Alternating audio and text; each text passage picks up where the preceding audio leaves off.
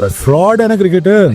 Cricket fraud, 3 दायरे हैं, 2 नए बॉल हैं, 30,000 रन खर्चो, क्या फायदा? एक बॉल से करो ना अगर हम 100। मैं क्यों रिस्पेक्ट करता हूँ सचिन तेंदुलकर की, तो सॉफ्ट बॉल के साथ आएंगे 50 ओवर में उन्होंने 100 करना, करो ना रिवर्स स्विंग के ऊपर। ये कौन सी क्रिकेट है? ये वीडियो क्लिप तो आपने देखी होगी। इसमें शोएब अख्तर से क्वेश्चन किया गया था कि सचिन तेंदुलकर बड़ा बैटर है या विराट कोहली। हमेशा की तरह शोएब अख्तर ने साफ साफ जवाब दिया कि Sachin Tendulkar is the greatest batter of all time, क्योंकि आजकल की जो क्रिकेट है वो फ्रॉड है। 2 सर्कल्स है, 2 नई बॉल से ऑपरेट किया जाता है, बॉल कभी पुरानी होती नहीं है। आप पुरानी बॉल से 100 रन बना के दिखाओ, आपको लक बता जाएगा क्रिकेट किसको कहते हैं। ये स्टेटमेंट है शोएब अख्तर की।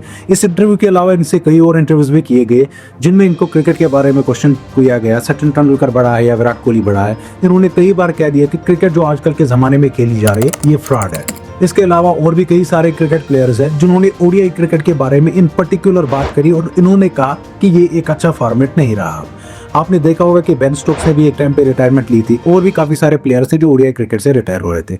मोइन अली की एक रीसेंट स्टेटमेंट आई थी जिसमें उन्होंने कहा था कि ODI cricket is waste of time. शायद आप ही ने कहा था कि अब टाइम आ गया है कि 50 ओवर से 40 ओवर कर दिया जाए ओडीआई क्रिकेट को, क्योंकि दिन ब दिन ये बोरिंग बनती जा रही है। एक चीज आपने भी शायद रियलाइज की होगी कि पहले के जो 10 ओवर है उनमें एक अलग मजा होता है, लास्ट के जो 10 ओवर है उनमें एक अलग मजा होता है, लेकिन बीच के जो 30 ओवर से ये बोरिंग बन जाते। इसके पीछे रीजन ये था कि जो बैटिंग टीम थी वो 5 से 6 रन बनाना चाहती थी एक ओवर में, और बॉलिंग टीम भी खुश होती थी 5 से 6 रन देने में। फिंगर स्पिनर्स का जो रोल था वो ऑलमोस्ट खत्म हो गया था। रिवर्सिंग की आजकल कोई बात नहीं कर रहा था। का एक ऐसा रूल आईसीसी ने लाया जो ओडीआई क्रिकेट में फिर से जान भर देगा। आपको पता होगा कि आजकल जो ओडीआई क्रिकेट होती है, जब 2 एंड से बॉलर्स ऑपरेट करते हैं उन दोनों को नई बॉल दी जाती थी, यानी कि at the end of the innings जो एक बॉल होती थी वो 25 ओवर पुरानी होती थी और दूसरी बॉल भी 25 ओवर पुरानी होती थी।